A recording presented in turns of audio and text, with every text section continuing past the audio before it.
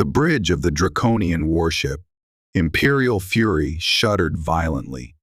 Red emergency lights pulsed across the polished obsidian surfaces, casting long, dancing shadows that distorted the faces of the crew. Alarms shrieked, a discordant symphony of technological panic. Queen Virela stood firm on the command dais, her scaled hands gripping the railing, knuckles white beneath the emerald sheen. Her golden eyes, usually blazing with regal authority, narrowed as she watched the view screen flicker, displaying the chaotic dance of plasma fire and incoming torpedoes. Outside, the void was alive with hostile energy signatures. An ambush, blatant, unexpected, and lethally effective. "Report," Virela commanded, her voice cutting through the din, sharp and cold as glacial ice. Her tactical officer, a grizzled draconian male with scarred ridges above his eyes, fought the console as another explosion rocked the ship. "Multiple contacts, Your Majesty. Unidentified signatures. They emerged from subspace right on top of us. Shields are failing. Sector 7 breached. Weapons are offline. Fury, pure and hot, surged through Virela. A routine patrol route. Secure space. How could this happen? Complacency. Or something worse. Evasive maneuvers.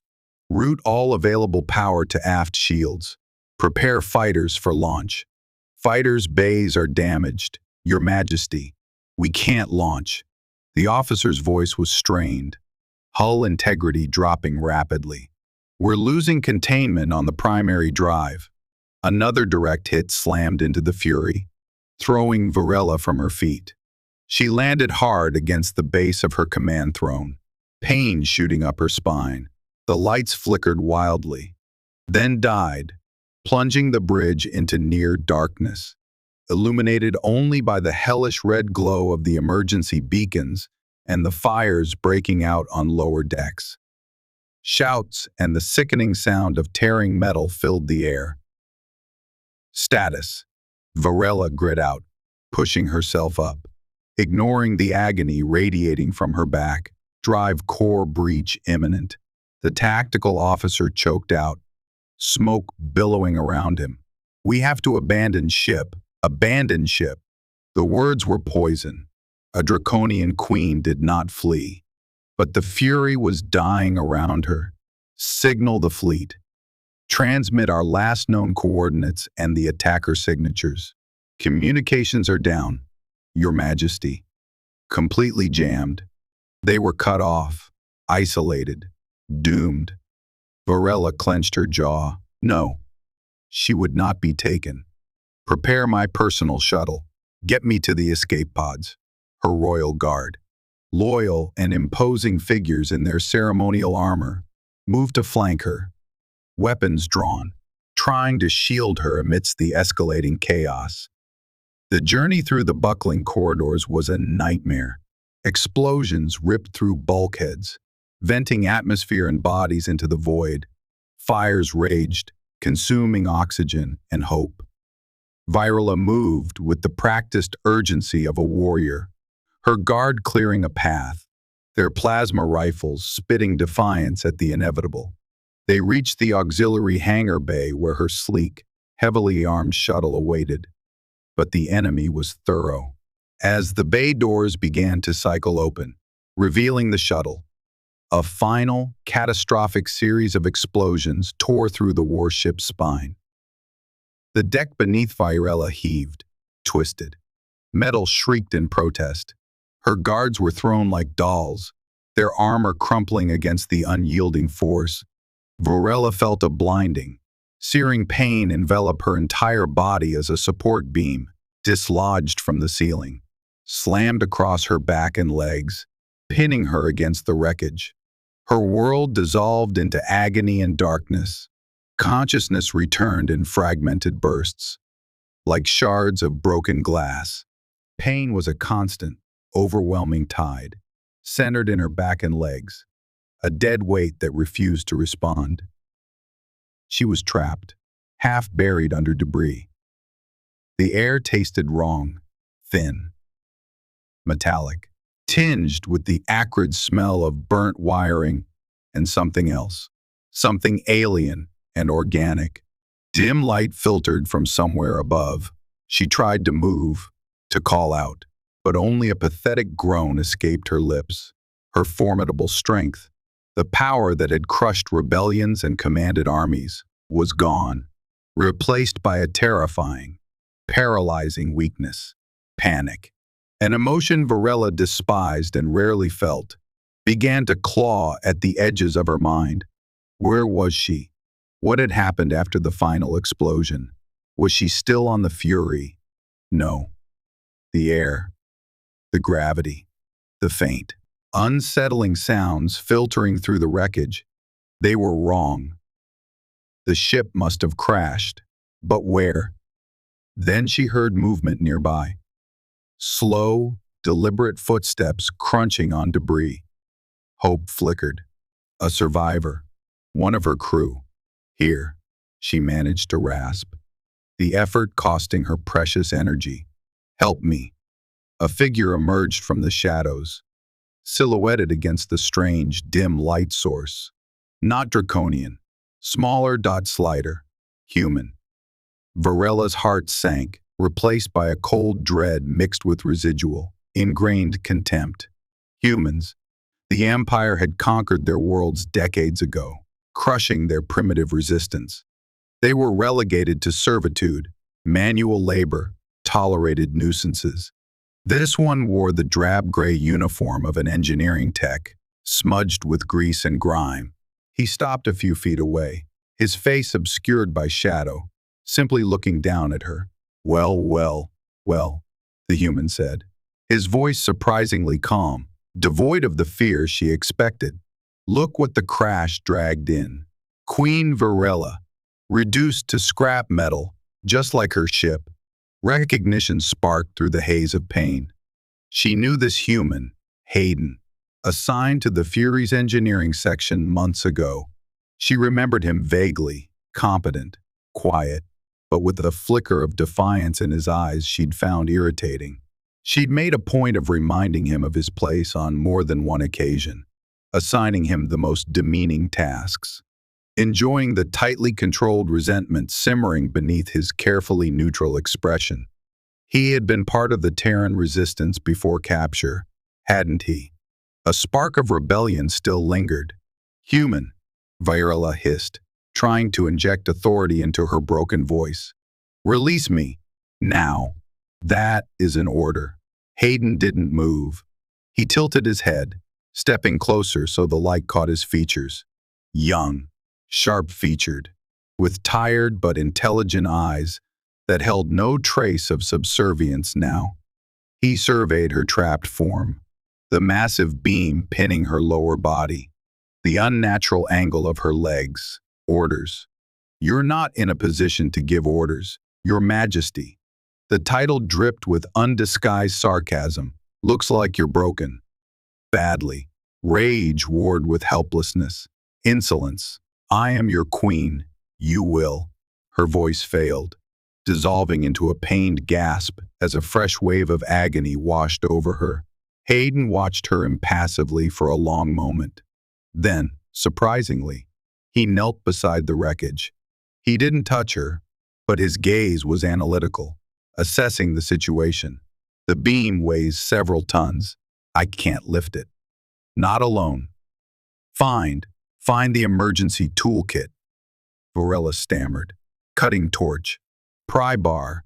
He looked around the debris-strewn space, which seemed to be a collapsed section of the ship's lower decks, now partially open to an alien sky filtering weak, greenish light through rents in the hull. Maybe. If anything survived intact, and if I can find it before whatever's making those noises out there finds us. He gestured vaguely towards the exterior. Unsettling clicks and rustles echoed from beyond the wreckage. Virela listened, her sharpened senses catching the alien sounds. Predators. Scavengers. This planet was uncharted, unknown. Survival instincts, honed over years of warfare. momentarily overshadowed her pain and humiliation. Do it. Human. Find the tools. Our survival depends on it. Hayden stood up slowly. He looked down at her again, his expression unreadable. Our survival. Funny. You never cared much for my survival before. Why should I care about yours now? I could just walk away, leave you here. It's what you deserve. The cold truth of his words hit her harder than the physical pain. He was right. She had treated all humans, as disposable property. Why should he help her? Revenge would be simple, easy. He could be free. Yet, he hadn't left. He was still here, talking, assessing. You won't, Virela said, her voice barely a whisper. It's not in your nature. She was guessing, projecting a sense of honor onto him that she herself rarely practiced, especially towards lesser species. Hayden let out a short, harsh laugh. Don't pretend you know anything about my nature, Queen. You saw a slave, nothing more. He paused, his gaze distant for a moment, perhaps remembering his lost comrades, his crushed rebellion. Then, he seemed to make a decision. But maybe you're right about one thing. Leaving you to rot here, it might be justice, but it's not who I want to be. He turned away. Stay quiet. Try not to attract attention. I'll see what I can find. He disappeared back into the shadows of the wreckage, leaving Virela alone with her pain, her fear, and the deeply unsettling realization that her life now rested entirely in the hands of the human she had despised. The irony was a bitter poison. She lay there, listening to the alien sounds outside and the faint noises of Hayden rummaging through the debris, her pride shattered, her future uncertain, utterly dependent on an act of mercy she had never shown and certainly didn't deserve. The universe, it seemed, had a cruel sense of humor. Time bled into an indistinct haze of pain and semi-consciousness. Virela drifted, sometimes aware of Hayden's movements nearby, the clang of metal, his muttered curses, sometimes lost in feverish nightmares of the ambush, the explosion, the crushing weight. She felt thirst gnawing at her, a dry, rasping agony in her throat. Her body felt both burning hot and freezing cold. Infection, she realized dimly. Her prospects dwindled with each passing hour. Then, Hayden was back, kneeling beside her. He held a dented medkit in one hand and a small, jury-rigged plasma cutter in the other, powered by a scavenged energy cell. His face was grim, streaked with grime. Found some basic supplies: water purifier, nutrient paste, painkillers, antiseptic, and this. He held up the cutter. It's low power. It'll take time to cut through that beam.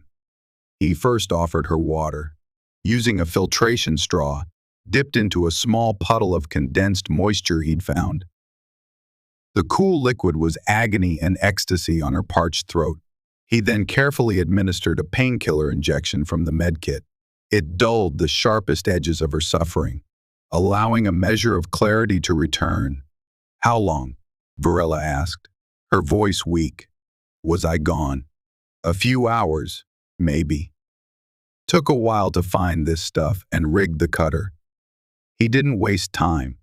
He activated the plasma cutter, and a low hum filled the confined space as a small, intensely hot blue flame flickered to life at its tip. He began meticulously working on the massive metal beam pinning her legs, starting near one edge. Sparks showered, and the smell of superheated metal filled the air. It was slow, agonizing work. The cutter was barely adequate for the task, designed for light repairs, not slicing through structural support beams. Hayden worked with focused intensity, his brow furrowed in concentration. He had to pause frequently to let the cutter cool or recharge briefly from the strained power cell. Virela watched him, a storm of conflicting emotions swirling within her. Gratitude, reluctantly acknowledged. Shame at her vulnerability and her past cruelty.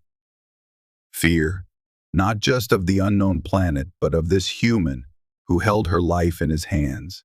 He spoke little, conserving his energy for the task. Occasionally, he'd check on her, offer more water, or adjust the crude bandages he'd applied to the visible lacerations on her upper body. His touch was professional, impersonal, yet gentle. There was no malice in his actions, only a grim determination. Why? Virela finally asked during one of his pauses, the cutter whining as it cooled. Why are you doing this? Hayden wiped sweat from his forehead with the back of a grimy hand. He didn't look at her immediately, his gaze fixed on the glowing score mark on the beam. I told you, leaving you here isn't the answer. Maybe showing you mercy is something you never expected. Maybe it's the only way to make you see. See what? That we're not just property. That humans, that anyone you deem lesser, feels pain, bleeds, hopes, just like you. He finally met her eyes, his gaze steady. Right now, you're helpless. You need me. Maybe you'll understand. Virela averted her gaze, unable to meet the quiet accusation in his eyes. He was right. In her position of absolute power, she had never considered the inner lives of her subjects, especially the conquered humans. They were tools, resources, problems to be managed. Now, she was the one who was broken, dependent. It was a profoundly unsettling shift in perspective. Hours crawled by. The greenish daylight filtering through the hull faded, replaced by the dim, alien glow of a double moon hanging in the night sky. Strange nocturnal creatures began to call outside, their cries echoing eerily through the wreckage. Hayden kept working, his movements becoming slower, clearly hampered by fatigue. The beam was thick, resilient. He had managed to cut a significant groove, but it was nowhere near severed. Suddenly, a loud scraping sound came from directly overhead, followed by the screech of stressed metal. Both Virela and Hayden froze. Dust sifted down from the ceiling. Something heavy was moving on the hull above them. What was that? Virela whispered, her warrior instincts flaring despite her immobility. Hayden switched off the cutter, plunging them into near silence, broken only by their breathing and the unsettling noises from outside and now, above. He drew a heavy wrench he'd salvaged, holding it like a club. Scavengers, or something bigger, more scraping.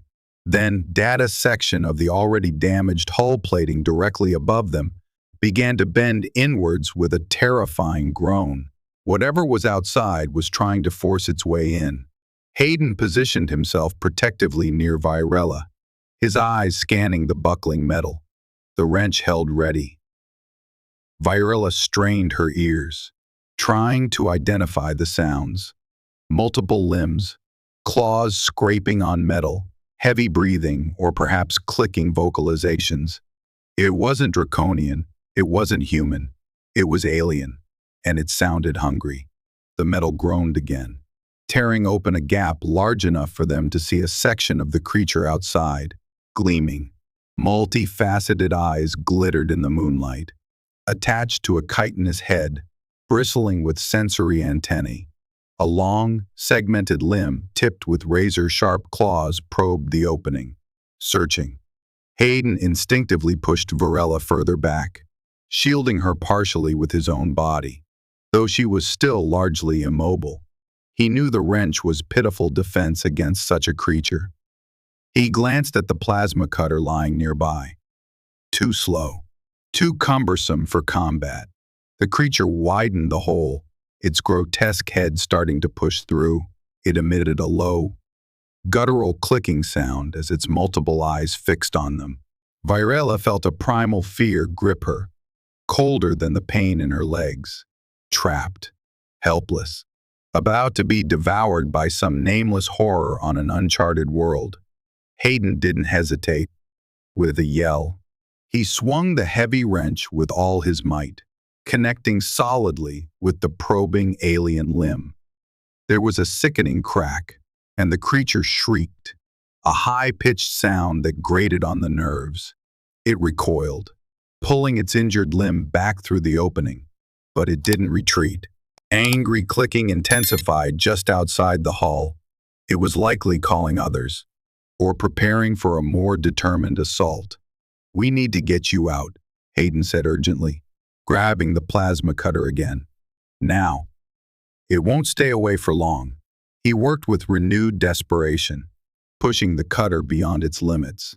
The beam groaned under the intense heat. Metal glowed cherry red, then white hot. Virela could feel the heat radiating towards her. Hayden ignored the danger, focused solely on severing the last connections holding the massive piece of wreckage in place. Finally, with the screech of tearing metal, the main section of the beam broke free. It didn't fall far, shifting only slightly. But it was enough. The crushing pressure on Virela's lower body eased, replaced by a wave of fresh, agonizing pain as circulation tried to return to numb limbs. But she was no longer pinned. All right, easy," Hayden said, dropping the overheating cutter and immediately moving to her side. "Can you move at all? Your legs?" Virela tried, concentrating all her will. Nothing, not even a twitch. The dead weight remained. Tears of frustration and agony welled in her eyes, the first she had shed since childhood. "No, nothing. I can't feel them." Hayden's face tightened with grim understanding. "Spinal injury. Severe. Okay. We still need to move." Now, outside, the angry clicking and scraping sounds intensified. The creatures were coming back, likely in greater numbers. He quickly gathered the medkit and the remaining water and nutrient paste, stuffing them into a salvaged pouch. He looked down at Virela, then at the narrow, debris-choked passages leading away from the exposed crash site. Moving her would be incredibly difficult, slow, and painful for her. But staying meant certain death. "This is going to hurt," he said softly. "I'm sorry, but we have no choice." He carefully, gently worked his arms beneath her shoulders and torso, avoiding the injured area of her lower back as much as possible. Despite her draconian physiology making her denser and heavier than a human of similar size, Hayden strained, his muscles bunching, and lifted her upper body. Virela cried out involuntarily as jarring pain shot through her spine. I know, he grunted, adjusting his grip. "Hold on." He began to drag her, half lifting, half pulling her backwards away from the opening, where the alien creatures were now tearing at the hull with renewed ferocity. He moved slowly, carefully, navigating the treacherous debris field, his boots crunching on broken durasteel and shattered plasteel. Every movement sent jolts of agony through Virela, but she clenched her jaw, biting back cries, focusing on the human's strained breathing, the solid feel of his arms supporting her. He was saving her. Again. The thought was staggering. They retreated deeper into the labyrinthine wreckage of the Imperial Fury, the sounds of the alien predators slowly fading behind them, replaced by the dripping of unknown liquids, the groan of settling metal, and the unsettling silence of their own precarious existence.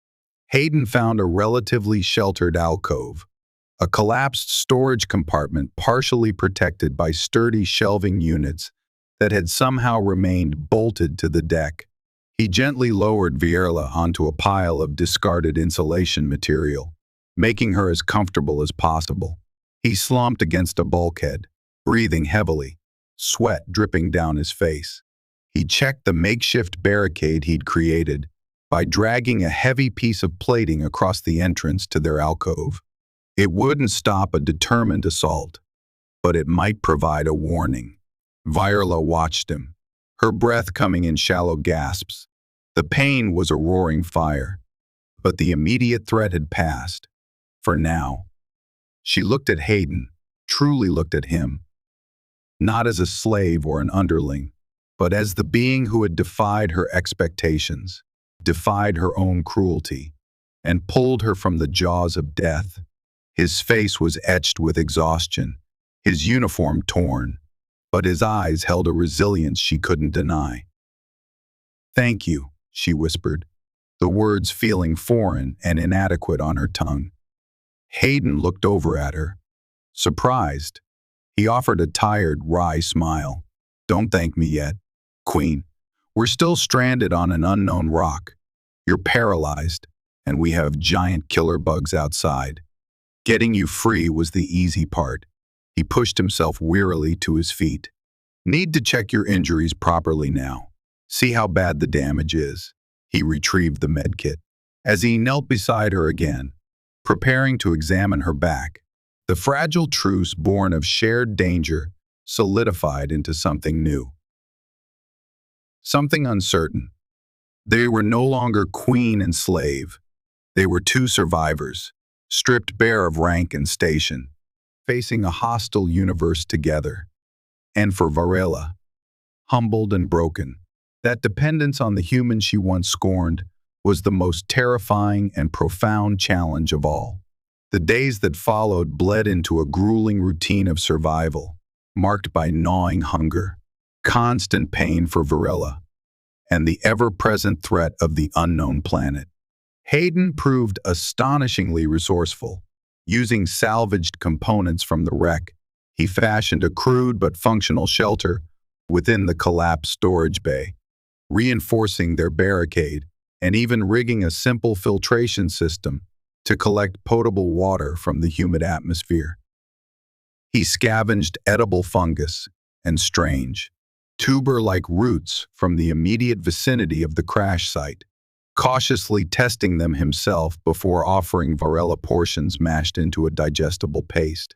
His engineering skills, honed perhaps during his time in the Resistance and sharpened by necessity, were the only things keeping them alive. He tended to Virela's needs with quiet efficiency. He cleaned and dressed the deep wounds on her back, his touch surprisingly gentle as he worked around the suspected spinal injury. He helped her with the basic, humiliating functions her paralyzed body could no longer manage, always maintaining a respectful distance, a professionalism that spared her some measure of dignity. He never complained, never reminded her of her debt to him, but his presence was a constant reminder of her utter dependence. Virela, stripped of her power and mobility, found herself observing him. She saw the way his brow furrowed in concentration as he repaired a flickering light panel scavenged from a console, the careful way he tested the strange alien fruits before deeming them safe, the exhaustion pulling at his features as he stood watch during the long, unsettling nights, listening for the return of the chitinous predators or other unknown dangers. She saw the faded scars on his hands, marks of past struggles. She remembered fleeting reports of the brutal suppression of the Terran resistance on his home colony, campaigns she herself had authorized, even commanded from afar. Had he lost family, friends? Had she been responsible for the very hardships that had forged his resilience? The thought was deeply uncomfortable. Their conversations were initially sparse, utilitarian, water, pain relief. Did you hear that? But as the days turned into weeks, confined in the relative safety of their makeshift shelter, silence began to weigh heavily. "Tell me about your home," Virela asked one cycle, as the dim, greenish light of the alien sun filtered through a crack in the hull. Her voice was stronger now, the initial shock receding, though the pain and paralysis remained constants. Hayden looked up from sharpening a piece of scrap metal into a makeshift knife. He seemed surprised by the personal question. My home. Which one? The one I was born on, or the one the Empire graciously relocated my family to after the annexation? His tone held a familiar edge of bitterness. Either, Virela said quietly. He hesitated, then slowly began to speak. He talked about rainy cities beneath biodomes on Tau Ceti Prime, the hustle of orbital stations, the taste of real Earth-grown coffee, a luxury long lost. He spoke of his training as an engineer, his dreams of designing starships, not repairing them under duress. He didn't mention the resistance directly, but Virela could read between the lines, sensing the lost cause. The fight for freedom that had ultimately led him here, into her service, and now, ironically, into the role of her savior, listening to him. Virela felt a strange pang, not pity. Exactly. Her pride wouldn't allow that, but a dawning awareness of the life she had casually disrupted, the potential extinguished by imperial decree. His world, his experiences, were so vastly different from her own upbringing amidst the rigid traditions and military structure of the draconian court. He spoke of community, of shared struggle, of individual dreams, concepts alien to her own focus on duty, power, and the glory of the empire. She, in turn, found herself answering his cautious questions about draconian society, trying to explain the deep-seated honor codes, the emphasis on strength, the complex political maneuvering within the royal houses. She spoke of her own harsh training from childhood, the expectations placed upon her as heir to the throne, the constant pressure to be stronger, more ruthless than any potential rival. It was the first time she had ever articulated these things to an outsider, let alone a human. Sharing these vulnerabilities felt like stripping off layers of armor she hadn't known she wore. One cycle. While Hayden was reinforcing a section of their shelter wall, a tremor shook the wreckage. Not an explosion, but the planet itself shifting. Debris rained down, and a heavy storage container precariously balanced overhead began to tip. Virela saw it starting to fall directly towards Hayden, who was focused on his work, oblivious. "Hayden, look out!" she screamed, pure instinct overriding her usual reserve. He reacted instantly, throwing himself sideways just as the massive container crashed down where he had been standing, impacting with enough force to buckle the deck plating. He landed hard, rolling, but alive. He looked up, eyes wide, breathing heavily, then back at Virela. The warning had been immediate, primal, not a queen's command, but a genuine cry of alarm for his safety. He pushed himself up, brushing dust off his tunic. "Thanks," he said, his voice slightly unsteady. "That was close." "Indeed," Virela replied, her heart still pounding. In that moment, the complex layers of their relationship, queen and subject, patient and caretaker, former enemies, seemed to momentarily dissolve, leaving only two beings relying on each other for survival. The near miss sparked a change, a subtle easing of tension, a growing sense of reluctant camaraderie. They began to work together more closely, as much as Virela's condition allowed. She had sharp eyes and ears, honed by years of command. She became his lookout while he worked, her knowledge of draconian technology proving useful as he tried to salvage more complex equipment from the wreck. She identified power conduits, deciphered damaged schematics displayed on cracked screens, offered tactical advice based on her military experience when they discussed potential escape routes or defensive strategies against the planet's hostile fauna. One evening, Hayden returned from a scavenging trip with something new, not food or supplies, but a data chip he had carefully extracted from the remains of the bridge's auxiliary tactical console. It was miraculously intact. Managed to bypass the security lockout, he said, connecting the chip to a salvaged datapad he'd been painstakingly repairing. The screen flickered to life, displaying corrupted files and fragmented sensor logs. Maybe we can find out what really happened. Who attacked us? Virela watched intently as Hayden navigated the damaged interface. Most of the data was useless, scrambled by the attack and the crash.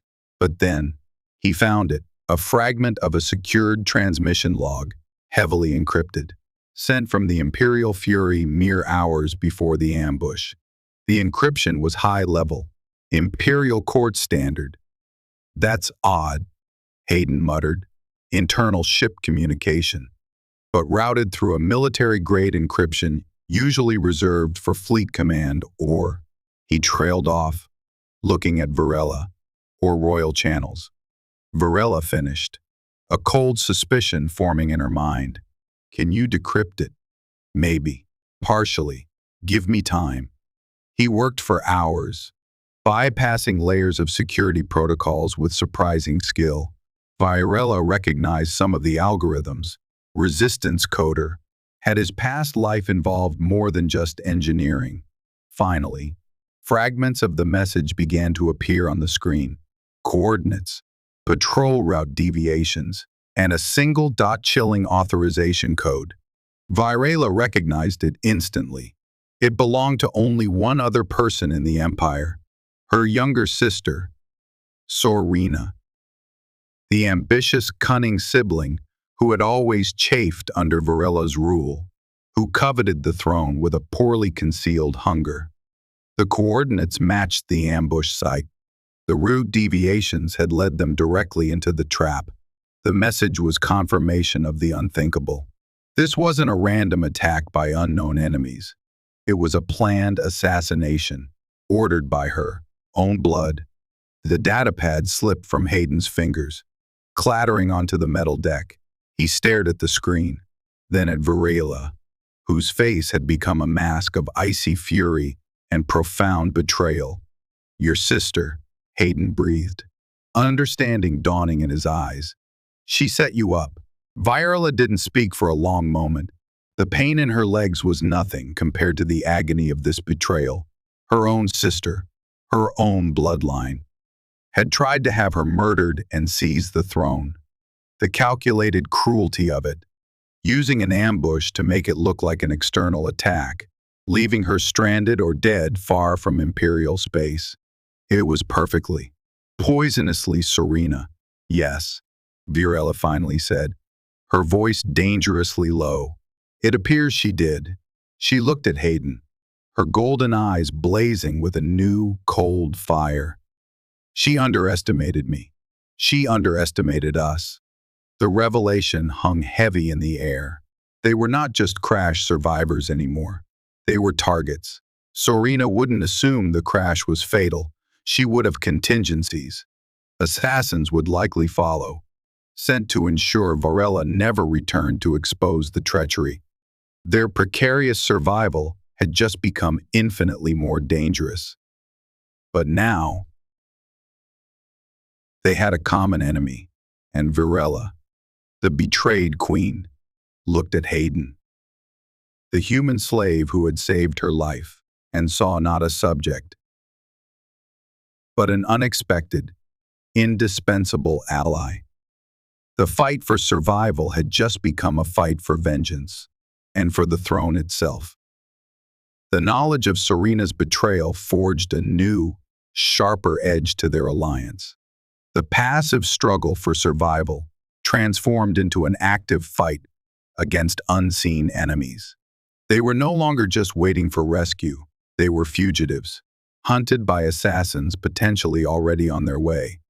Virela, fueled by cold fury, pushed Hayden harder, demanding more from his scavenging missions.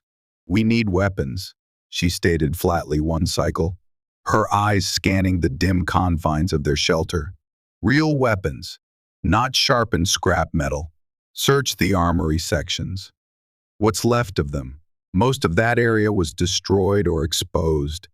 Hayden countered, patching a tear in his worn tunic. And likely picked clean by those chitinous things already. Then find components. Power cells, dot focusing coils, plasma conduits. You're an engineer. Improvise. Her voice held the old tone of command, but now it was directed towards a shared goal, not asserting dominance. Hayden met her gaze, nodding slowly. I'll try. But defense is only part of it. We need off this planet.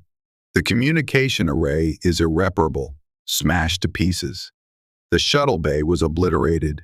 There are escape pods, but they were likely damaged or launched empty during the initial attack. Check them anyway, Virela insisted. One might be functional, overlooked, or repairable. Days were spent in tense activity. Hayden ventured further into the dangerous wreckage, mapping the shifting corridors, avoiding the planet's predators, and searching for anything useful.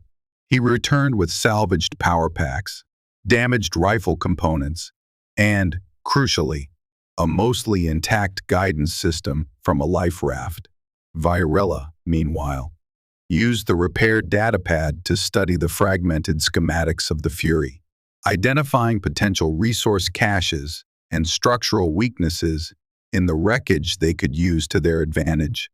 Her strategic mind, once focused on fleets and armies, now concentrated on the microcosm of their crashed vessel and the hostile jungle pressing in around them.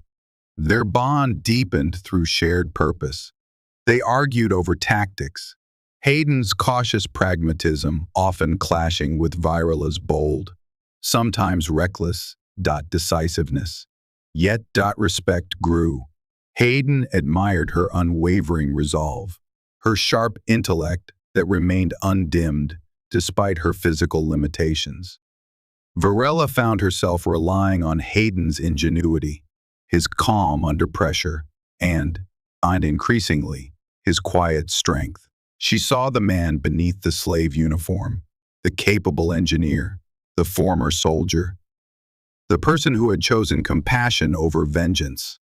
One evening, Hayden returned from a particularly perilous expedition into the lower engineering decks, nursing a bleeding gash on his arm. A pack of smaller, dog-sized reptilian creatures had cornered him near the damaged drive core.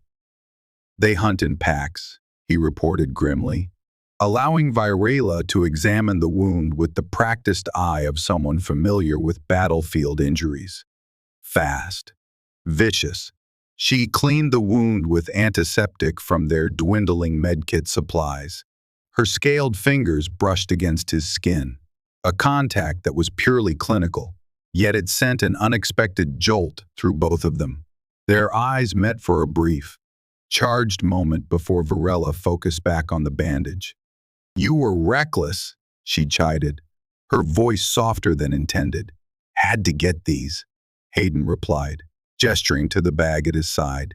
He pulled out several high-capacity energy cells, dusty but intact, enough to power a salvaged weapon emitter, maybe even enough for a short-range distress beacon, if I can rig one. Virela felt a surge of hope, quickly tempered by caution. A beacon is risky. It could attract Serena's forces as easily as rescuers. "It's a risk we might have to take," Hayden said quietly. "We can't stay here forever. Your sister won't stop hunting you." He was right. Time was running out, as Hayden worked tirelessly over the next few cycles, cobbling together a functional plasma rifle from salvaged parts. Virela focused on her own recovery, driven by a fierce determination to regain some measure of independence. She began rigorous exercises, pushing her upper body, testing the limits of sensation in her torso. She forced herself to practice maneuvering, dragging her useless legs behind her, building strength in her arms and core. It was excruciating, humiliating work, but the thought of facing her sister, of reclaiming her throne, spurred her on. Slowly, agonizingly, she began to regain faint, tingling sensations below her waist. It wasn't control, not yet, but it was something. Hope. Fragile but persistent. Their fears were realized sooner than expected. A proximity alert, rigged by Hayden from salvaged sensors, blared through their shelter. He grabbed the newly assembled plasma rifle, its power cell glowing ominously. Virela dragged herself to a defensive position, a heavy piece of metal sheeting angled to provide cover, a salvaged vibro knife clutched in her hand. Through a crack in their barricade, they saw them. 3 figures, moving with stealthy, professional grace through the wreckage. They weren't draconian military. Their armor was non-standard, matte black, designed for infiltration. Assassins. Serena hadn't waited long. They know where to look, Hayden whispered, sighting down the rifle. Someone must have tracked the crash trajectory accurately, or they have sensors that detected the ship's residual energy signature. Virela countered, her mind racing. They'll sweep the wreckage methodically. They won't expect organized resistance. The assassins split up, communicating via hand signals, moving to flank the central wreckage area where Virela and Hayden were hidden. Hayden tracked the lead figure, waiting for a clear shot. Wait, Virela hissed. Let them commit. Draw them into the narrow passage outside. Hayden hesitated, then nodded. It was sound tactics. He held his fire as the assassins cautiously approached their sector. One paused near the entrance to their alcove, his helmet sensors likely picking up faint life signs. He signaled his companions, then drew a sleek pulse pistol. Now, Hayden, Virela commanded. Hayden fired. The improvised rifle kicked hard, sending a searing bolt of blue plasma straight into the lead assassin's chest. The dark armor flared, overloaded, and the figure dropped without a sound. The other 2 reacted instantly, diving for cover, returning fire with suppressed shots that sparked harmlessly off the barricade. Fall back deeper, Hayden yelled, firing again to cover their retreat. He grabbed Virela, helping her move more quickly through the pre-planned escape route they'd mapped, a narrow service tunnel barely wide enough for them. The assassins pursued, their movements hampered by the confined space. The tunnel opened into a larger, cavernous area, one of the Fury's ravaged cargo holds. Metal containers lay strewn about like giants' toys. It offered cover but also multiple angles of attack. Split up, Virela ordered, pushing herself behind a large crate. Use the environment. Disorient them. Hayden nodded, darting behind a stack of coolant canisters. The 2 remaining assassins entered the hold cautiously, moving back to back, sweeping the area with their weapons. One spotted Virela's hiding place, raising his pistol. Before he could fire, Hayden opened up from the flank, forcing the assassin to duck behind cover. The firefight echoed through the vast space. Plasma bolts sizzled. Pulse rounds ricocheted. Hayden's single rifle was outmatched by the assassin's weaponry, but he used hit-and-run tactics, constantly shifting position, making himself a difficult target. Virela, despite her immobility, contributed by creating distractions, knocking over loose debris with thrown objects, calling out false positions to confuse their pursuers. One assassin, trying to circle around Hayden's position, stumbled over a loose cable in the dim light. Hayden seized the opportunity, firing a precise shot that struck the assassin's weapon, sending it flying. The assassin lunged, drawing a combat knife. Hayden met the charge, dropping the cumbersome rifle and drawing his own makeshift blade. Steel clashed against advanced alloy. Hayden was faster, more agile, but the assassin was heavily armored and skilled. They grappled, twisting among the debris. Virela watched helplessly, her heart pounding. She saw Hayden take a glancing blow to the ribs, saw him stumble. The assassin pressed the advantage, raising his knife for a killing strike. With a surge of adrenaline and desperation, Virela hurled her vibro knife with all her strength. The blade flew true, embedding itself deep in the unarmored joint beneath the assassin's arm. He roared in pain and surprise, faltering for just a second. It was all Hayden needed. He drove his own blade upwards, finding a gap in the neck seal of the assassin's helmet. The figure stiffened, then collapsed. Silence fell, broken only by Hayden's ragged breathing. He retrieved Virela's knife, his eyes meeting hers across the cargo hold. One assassin remained. The last one was smarter, more patient. He stayed hidden, trying to pinpoint their locations. Hayden cautiously retrieved his rifle, reloading the power cell. Virela strained her ears, listening. A faint scrape of metal on metal.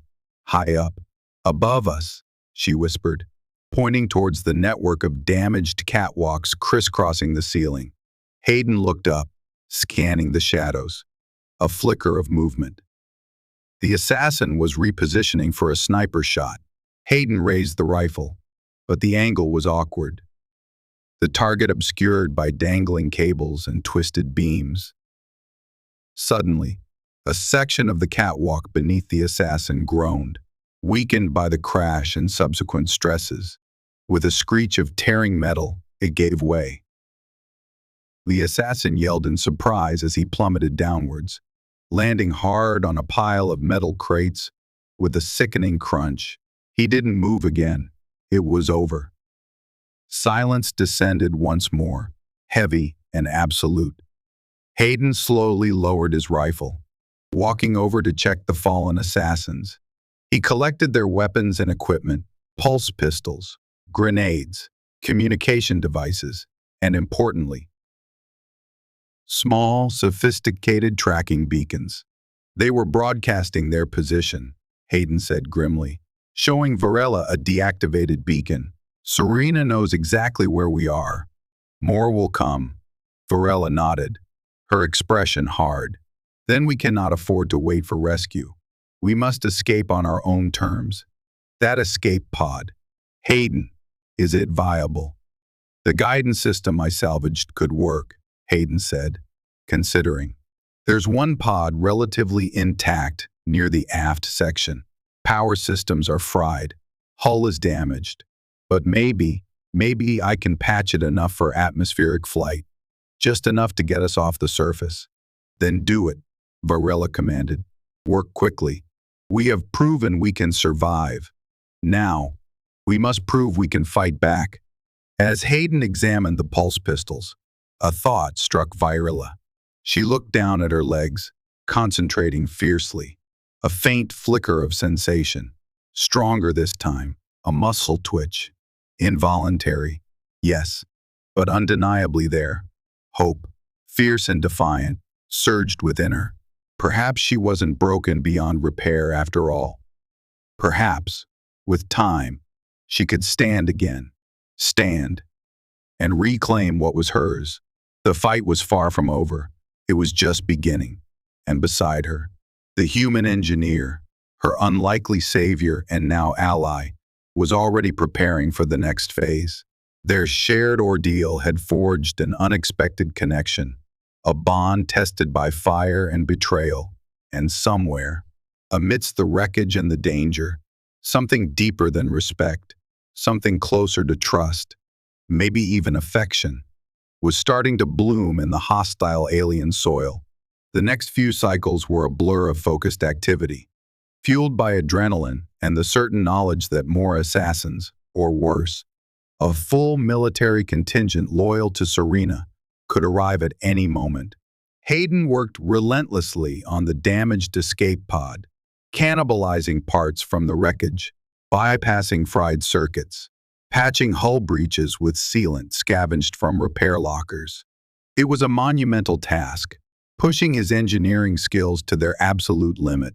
The pod was designed for automated launch and short-term survival, not jury-rigged repairs and manual piloting through an unknown atmosphere.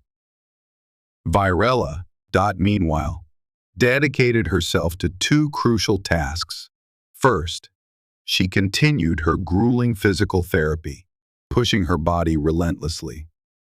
The faint sensations in her legs grew stronger, progressing from tingling hints to actual, controllable muscle spasms. She managed to drag herself short distances without Hayden's assistance, her arms trembling with effort, her pride warring with the sheer physical agony. Progress was slow, measured in inches rather than feet, but each tiny victory fueled her determination. She would walk again. She would stand before her treacherous sister. Second, she became the guardian of their limited resources and the architect of their immediate defense. Using the datapad and the assassin's confiscated communicators, she monitored energy signatures and scanned for incoming vessels.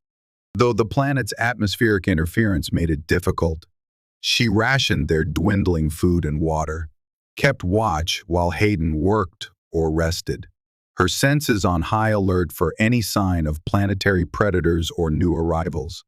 She studied the assassin's equipment, familiarizing herself with the human-designed pulse weaponry, finding its cold efficiency strangely appealing compared to the sometimes unwieldy power of draconian plasma tech.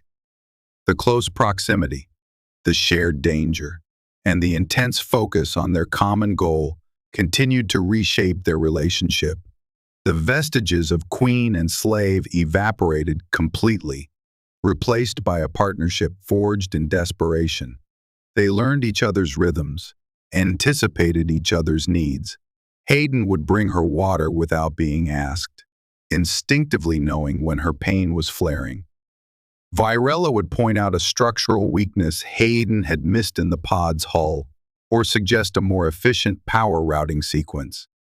Her tactical mind adapting to the engineering challenge. One cycle, while Hayden struggled with a particularly stubborn connection panel inside the cramped escape pod, he let out a string of frustrated curses, slamming his fist against the console. Virela, positioned nearby, watched him. "Patience. Hayden," she advised, her tone surprisingly mild. "Frustration clouds judgment," he sighed, running a hand through his grease-streaked hair. "Easy for you to say. You're not the one trying to make miracles happen with scrap metal and hope." He immediately regretted the words, the implication that her situation was somehow easier. "Sorry, that was unfair." "It is different," Virela conceded. "My battle is internal. Yours is external. Both require discipline." She paused, then added, "You are doing remarkable work, far more than any Imperial engineer I have known." Hayden looked up, surprised by the compliment. A faint smile touched his lips. High praise from a queen. "I am not just a queen," she replied softly. "Here, now, I am Virela, and you are Hayden." It was a subtle shift, but profound. An acknowledgement of their shared humanity, or rather, their shared sentient experience, stripped bare of titles and prejudice. Hayden simply nodded, returning to his work with renewed focus, the earlier frustrations seemingly forgotten. Later, huddled together for warmth as the planet's temperature plummeted during the long night cycle, sharing the last of a nutrient bar, the conversation turned personal again. "What will you do?" Virela asked quietly. "If we get off this planet, if we make it back?" Hayden stared into the darkness, the faint glow from a salvaged light strip illuminating the weariness on his face. "Make it back where?" "To the Empire, where I'm still considered property. Where your sister probably wants anyone associated with you dead." The question hung in the air. Virela had no easy answer. The empire she had ruled was built on foundations she was only now beginning to question. "Things would change," she said, the words feeling inadequate. "Change how?" Hayden pressed, his voice low but intense. "Will humans suddenly be equals? Will the conquered worlds be freed? Or will it just be a new draconian on the throne? Maybe one who owes me a favor." Virela flinched inwardly at the cynicism, but couldn't deny its validity. I don't know, she admitted. The uncertainty foreign and uncomfortable. My focus has been survival, vengeance, reclaiming my birthright. And after, Hayden asked, what kind of queen will you be then? Virela. She looked at him, seeing the genuine question in his eyes, the challenge. He wasn't just asking about his own fate, but about the future of countless others. He was holding her accountable, not as a slave to a queen, but as one person to another. Different, she said, the word carrying more weight this time. This experience, relying on you. Seeing the empire from the bottom up, it changes perspective. She hesitated, then made a vow, as much to herself as to him. If I reclaim my throne, things will be different. Justice will be served on my sister. But more than that, the empire, it must evolve. Relying solely on conquest and subjugation, it creates weaknesses. Betrayals like Serena's, it breeds resentment, like yours. Hayden listened, his expression unreadable in the dim light. Words are easy. Queen, then I will show you through actions. Virela replied fiercely. Help me reclaim my throne. Hayden, stand with me, and I will make the empire a place where humans are not slaves, but allies. Where strength is measured not just in power, but in justice and respect. A long silence followed. Hayden seemed to weigh her words, perhaps judging their sincerity against years of ingrained distrust. Finally, he gave a slow nod. All right. Virela, let's get off this rock first. Then we'll see about changing the galaxy. Just as hope seemed tangible, disaster struck. A violent tremor, far stronger than the previous one, ripped through the wreckage. The ground bucked violently. Alarms Hayden had rigged shrieked as unstable sections of the Fury's hull collapsed inwards. Their shelter groaned, support beams twisting. The pod, Hayden yelled, scrambling towards the escape craft. If the launch cradle collapses, they reached the pod bay just in time to see the ceiling giving way. Massive girders and deck plating rained down, crushing the area where Hayden had been meticulously assembling his makeshift beacon. Worse, a huge piece of bulkhead slammed into the side of the escape pod, buckling the newly patched hull and shattering the fragile canopy. No! Hayden cried out, watching weeks of work potentially ruined in seconds. The tremors subsided, leaving behind a scene of renewed devastation. Dust filled the air, making it hard to breathe. Hayden rushed to the pod, assessing the damage. The main structure seemed intact, but the hull breach was severe, and the canopy was destroyed, exposing the cramped cockpit to the elements. Can it be fixed? Virela asked, dragging herself closer, her heart sinking. Hayden ran a hand over the buckled plating, his face grim. The hull, maybe. Another patch. But it'll be weak. The canopy, no. It's gone. We fly open cockpit, assuming I can even get the atmospheric containment field working. He kicked a piece of debris in frustration, and the beacon is smashed. No way to call for help now. Even if we get this thing airborne, we're on our own. Blind. Virela looked at the damaged pod, then at Hayden's despairing face. Her own hope wavered, but her resolve hardened. We knew the risks. We adapt. Patch the hull. Get the containment field operational. We launch as soon as it's ready. We will navigate by stars if we must. Inspired by her unwavering determination, Hayden took a deep breath and nodded. All right, open cockpit it is. Going to be a rough ride. They worked with frantic urgency now, knowing the planet itself was unstable. And Serena's forces could still be inbound. Hayden focused on the hull repair, and rigging a rudimentary force field projector salvaged from a damaged cargo shield emitter to act as a makeshift canopy.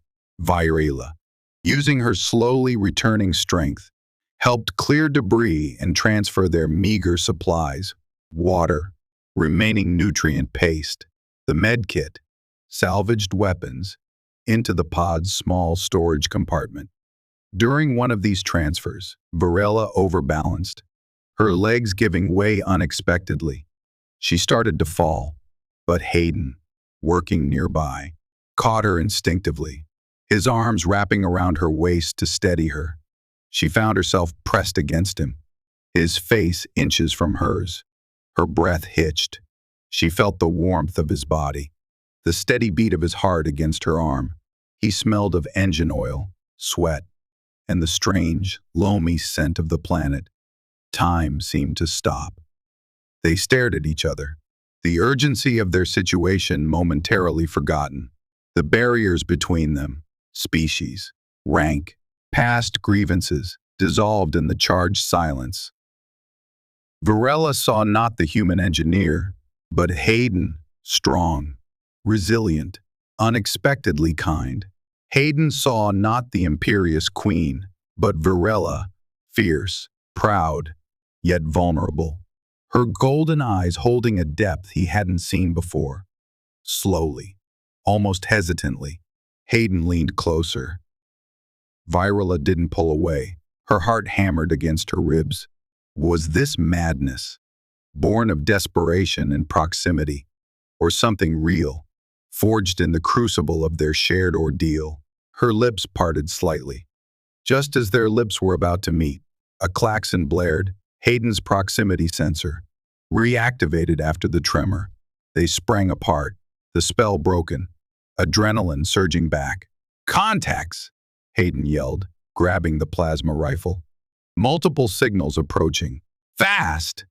Virela pulled herself towards the damaged pod's entrance, grabbing a pulse pistol. How close? Minutes away. Atmospheric entry burn detected. It's not scavengers this time. It's a ship. Serena's forces. They were out of time. The pod, Virela demanded. "Is it ready?" Hull patch is unstable. Field emitter is untested. Navigation is offline, Hayden reported rapidly, peering out through a crack in the hull. But the engines are hot. It's now or never. Virela. Then it's now, she declared, determination hardening her features. She looked at Hayden, a silent understanding passing between them. Whatever personal feelings had surfaced would have to wait.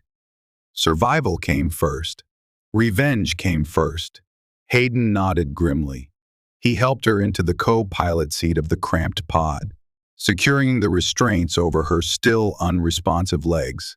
He quickly strapped himself into the pilot's seat, his hands flying across the controls, initiating the launch sequence.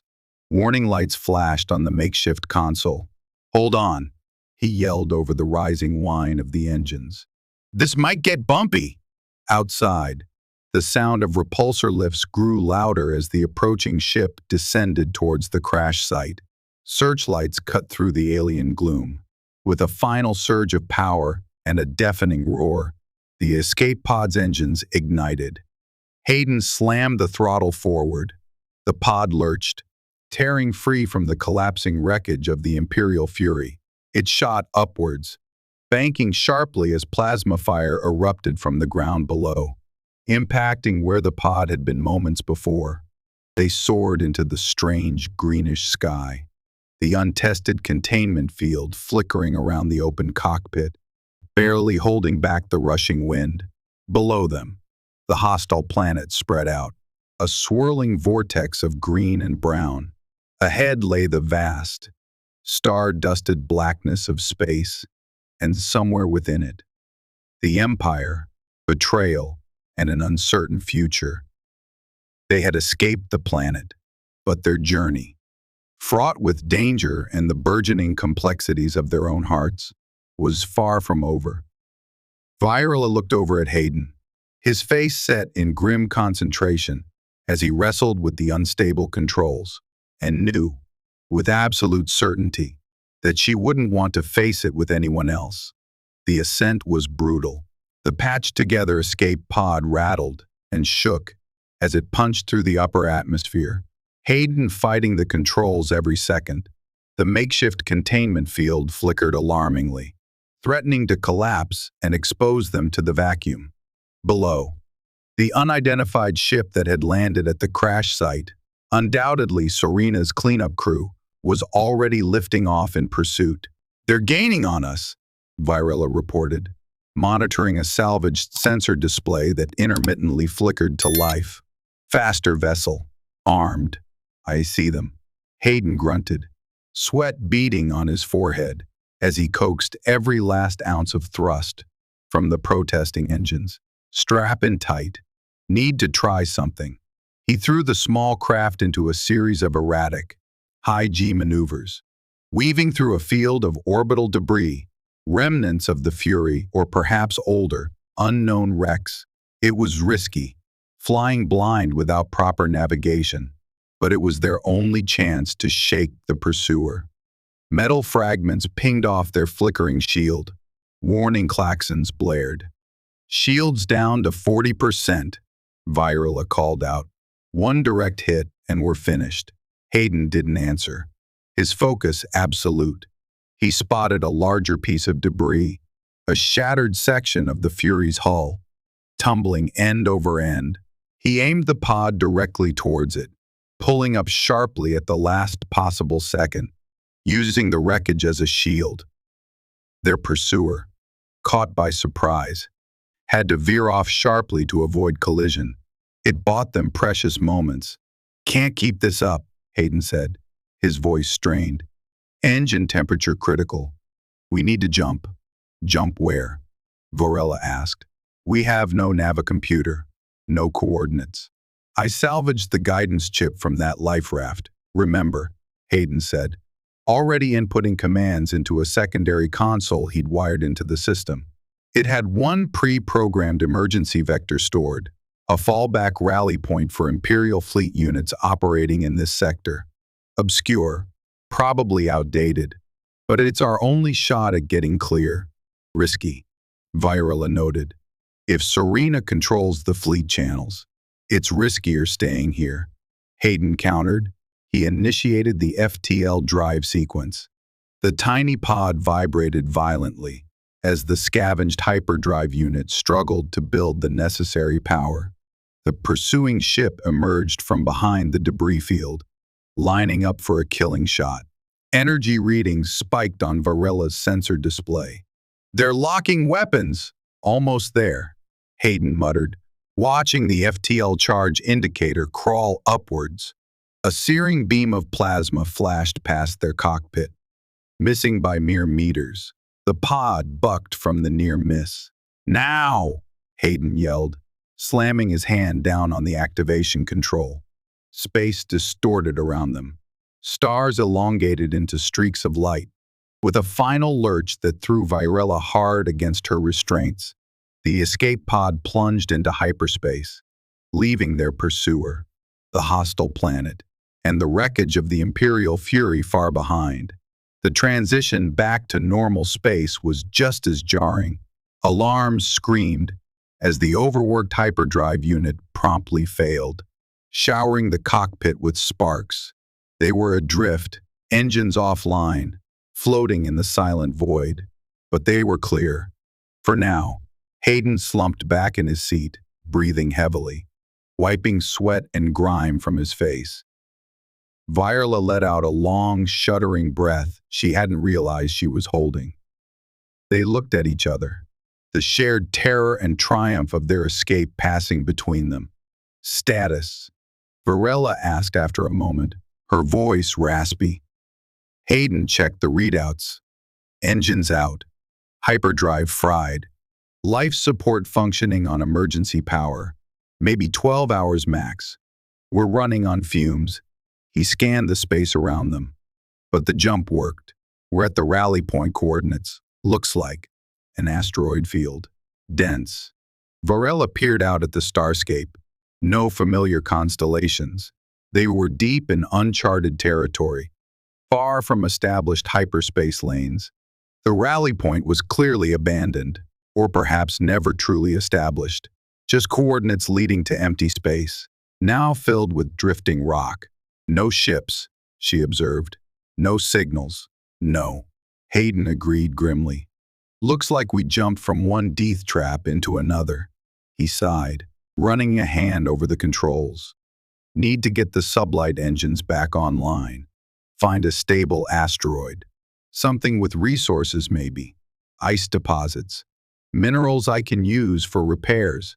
And Sorina, Virela asked. Will she know where we jumped?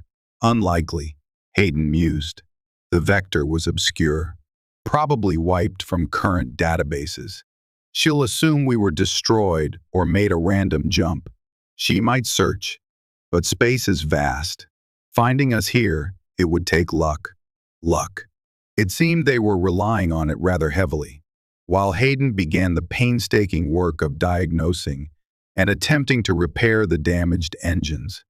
Virela took stock of their situation. They had escaped immediate destruction, but they were stranded, low on power and supplies, in an asteroid field potentially harboring its own dangers. And the political situation was dire. Sorina held the empire, believing Virela dead. Any attempt to return openly would be suicide. Virela's gaze fell upon the small, intricately carved insignia she always wore beneath her tunic, the sigil of her royal house, a symbol of her authority. An idea began to form. Proof. She needed proof of her survival, proof of Sorina's treachery, and she needed allies. Hayden, she said, her voice firm. Those assassins communicators you salvaged, are they subspace capable? Hayden looked up from the wiring panel he was probing. Short range only, and heavily encrypted. Imperial intelligence protocols. Why? If you could boost the signal, rig it to transmit further. Could you send a message? He frowned, considering. Maybe. Tap into the pod's main transmitter array. What's left of it? Reroute power. It would be a one-shot burst. Drain most of our remaining energy. And transmitting anything on Imperial channels is incredibly risky. It could lead Sorina right to us. Not if we send it to the right person, Virela countered. There are those within the Empire still loyal to me. Commanders who distrusted Sorina. Houses that owed allegiance to my father. She thought for a moment. General Kalen, commander of the Third Fleet. He was my father's most trusted soldier. He is honorable. He would recognize my personal authorization code. Hayden weighed the risks. A blind transmission was dangerous, but staying adrift meant slow death. It's possible, but the message needs to be concise and convincing. Virela nodded. Leave that to me. She looked down at the royal sigil in her hand. I have proof. Over the next precious hours, they worked together. Hayden cannibalized the assassin's communicators, painstakingly integrating components into the pod's damaged transmitter, rerouting power, bypassing safety protocols. Virela, meanwhile, used the salvage datapad to record a message. She displayed her sigil clearly, spoke with her unmistakable voice, detailed Sorina's betrayal. The ambush, the crash, her survival thanks to Hayden, whom she pointedly referred to as her trusted ally, and her current predicament. She embedded her personal authorization codes, known only to her and her most loyal retainers like Kalen. She kept it brief, urgent, ending with the coordinates of the asteroid field. As Hayden made the final connections, diverting nearly all remaining power to the transmitter, Virela looked at him. This is a gamble.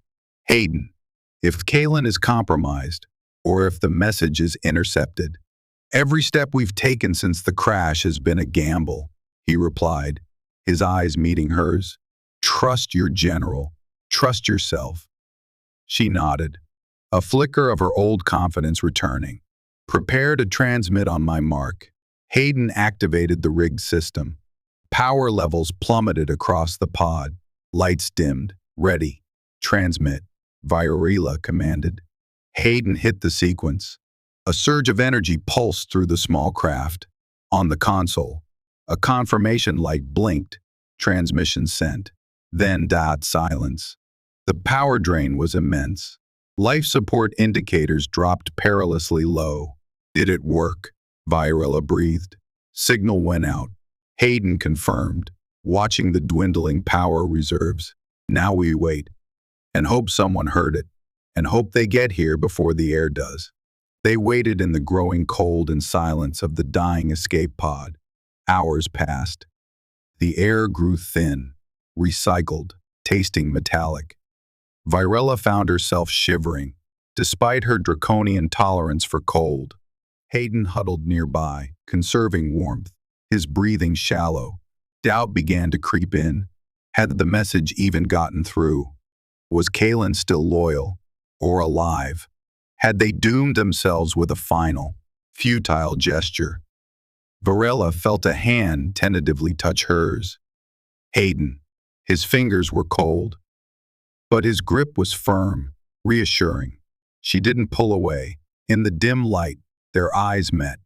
The fear, the uncertainty, the shared ordeal, and the undeniable connection between them filled the small space. Words felt unnecessary.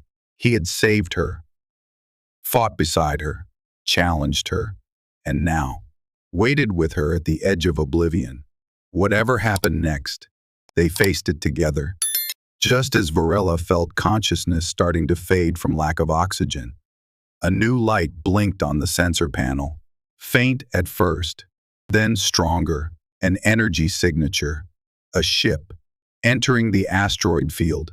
Hayden roused himself, squinting at the display. Signal, Imperial, Third Fleet recognition codes. Hope surged. Fierce and overwhelming, Virela gripped Hayden's hand tighter. Kaylin, she whispered. A moment later, a calm, deep voice echoed through the pod's external speakers, overriding the failing systems. Escape pod to identify yourself. This is General Kaylin of the Imperial Draconian Navy 3rd Fleet flagship, Retribution. We received your coded transmission, Your Majesty. Relief washed over Virela so profoundly, she almost wept. She keyed the external comm, her voice weak but clear. General Kaylin, it is Virela. I am alive. Report status. Your Majesty. Kaylin's voice was filled with emotion. We feared the worst after the Regent Serena reported the loss of the Imperial Fury with all hands. Your message, it changes everything. We are maneuvering alongside now. Prepare for retrieval. Through the cracked canopy, they saw it, a massive Imperial battlecruiser, the Retribution, emerging majestically from behind a large asteroid, its running lights blazing like loyal stars in the darkness. Its docking bay doors yawned open, bathing their tiny, battered pod in welcoming light. Hayden helped Virela detach her restraints. Looks like your gamble paid off. Your Majesty, our gamble. Hayden, she corrected, looking at him with newfound warmth. We did this together. As the tractor beam locked onto their pod, drawing them gently towards the safety of the warship. Virela knew this was only the end of the beginning. Reaching Kaylin was a crucial victory. But Serena still held the throne, backed by factions loyal to her. The fight for the Empire was about to begin in earnest. But now, she wasn't alone. She had loyal commanders like Kaylin, and she had Hayden, the human engineer who had become so much more. Standing ready beside her, the path ahead was dangerous, but for the first time since the ambush, Virela felt not just the cold fire of vengeance, but the warm glow of hope. The reception aboard the Retribution was a whirlwind of controlled urgency and barely concealed emotion. Medics swarmed the docking bay, carefully transferring Virela to a hover stretcher, their scanners immediately assessing the extent of her injuries. Hayden stood back, watching Kalen, a towering, stern-faced draconian whose relief at seeing his queen alive was evident despite his military bearing. Kneel beside Virela. Your Majesty, Kalen said, his voice thick with feeling. To see you alive. It is a miracle. The miracle is named Hayden.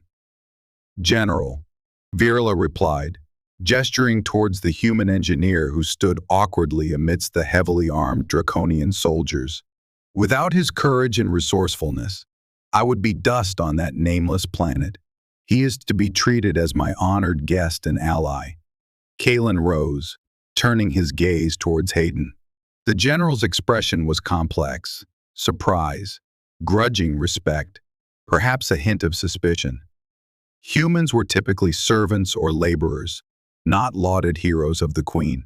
My thanks, human, Kalen said formally. You have done the Empire an unprecedented service.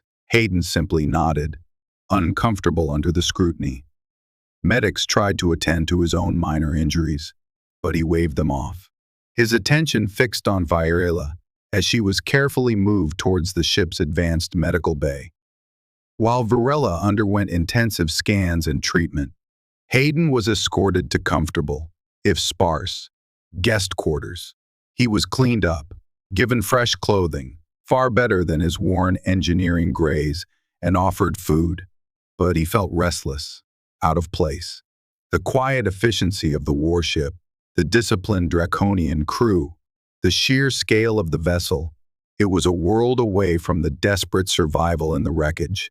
He found himself pacing, his thoughts returning constantly to Virela, her injuries, her determination, the unexpected connection that had grown between them, and the uncertain future they now faced. Later, General Kalen summoned him to a briefing room. Holographic displays showed star charts and fleet dispositions. Kalen was direct, wasting no time. The Queen has confirmed your report of Regent Serena's treachery, Kalen stated, his golden eyes sharp. The coded message, the authorization codes, they are irrefutable. Serena seized power claiming Virela was killed in an attack by unknown hostiles. She has consolidated her position quickly, purging loyalists, promoting her own followers. So the Empire is divided, Hayden asked. Not openly. Not yet, Kalen corrected. Serena holds the capital, the core worlds. Many are loyal to the throne, regardless of who sits upon it. Others fear her. My fleet was on extended patrol on the outer rim when we received the Queen's message. We are currently operating under communication silence, pretending ignorance. But word of Virela's survival cannot be contained forever. What's the plan?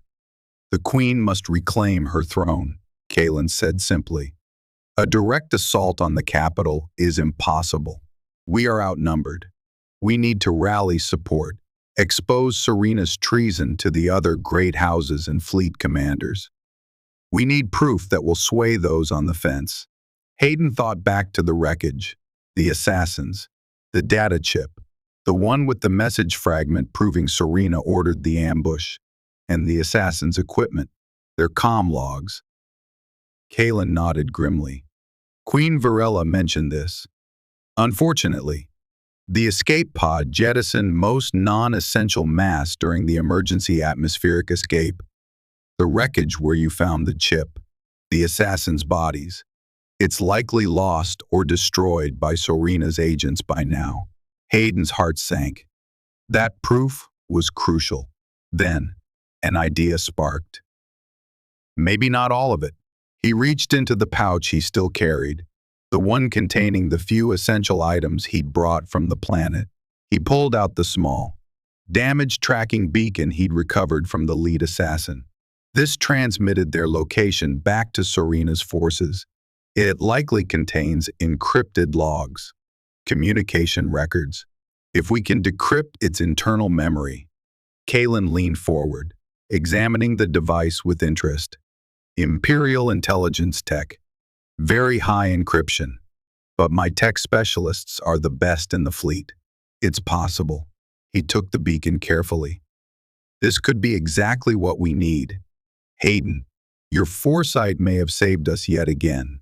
While Kylan's technicians worked tirelessly on decrypting the beacon, Hayden was finally allowed to see Virela.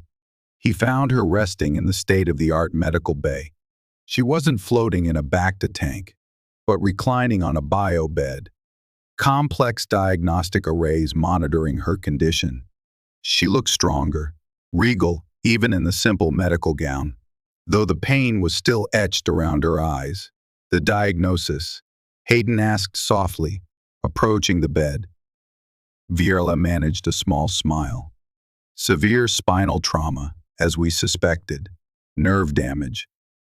But not irreparable. Her eyes shone with renewed hope. The medics believe with intensive therapy, nerve regeneration treatments, I may walk again. It will take time. Dedication. You have dedication. Hayden replied sincerely. I have motivation, she corrected, her gaze hardening slightly. Serena, she shifted, looking at him intently. Kalen told me about the beacon, another gamble. One we needed to take, Hayden said. They sat in comfortable silence for a moment, the frantic desperation of the past weeks replaced by the quiet hum of the medical bay.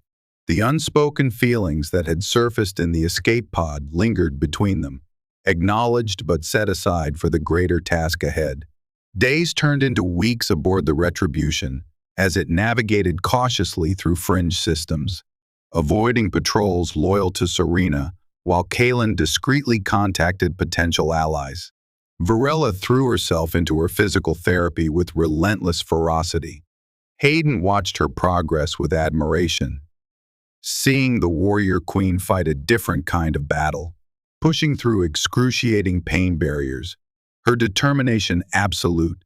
He often sat with her during her recovery periods, sometimes talking strategy, sometimes just offering silent companionship. The bond between them solidified, deepening into a quiet intimacy built on shared experience and mutual respect.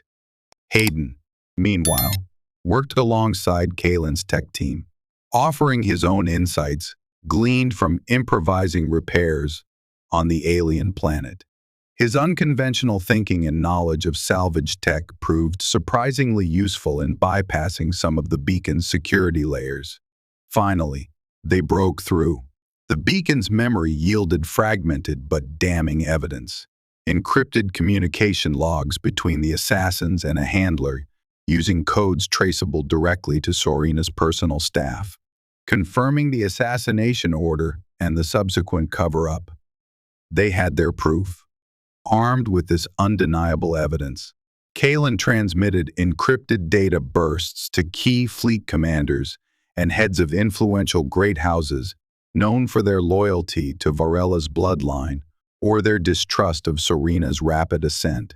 The response was slow at first, cautious, but as the proof circulated, momentum began to build.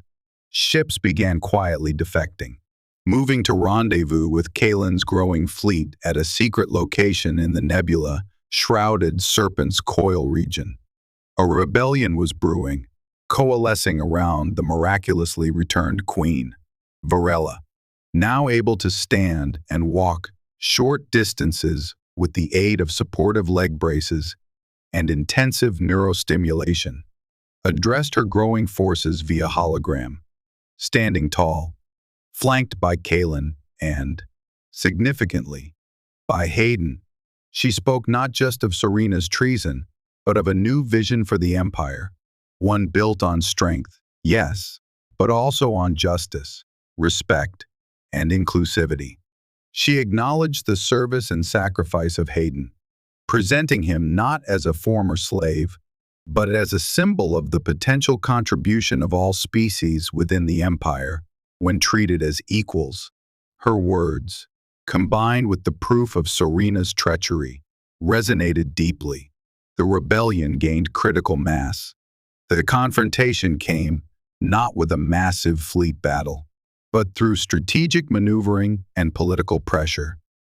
Faced with undeniable proof of her actions and the defection of key military units, Serena's support crumbled. Cornered in the imperial palace on the capital world, she made a final, desperate stand with her personal guard.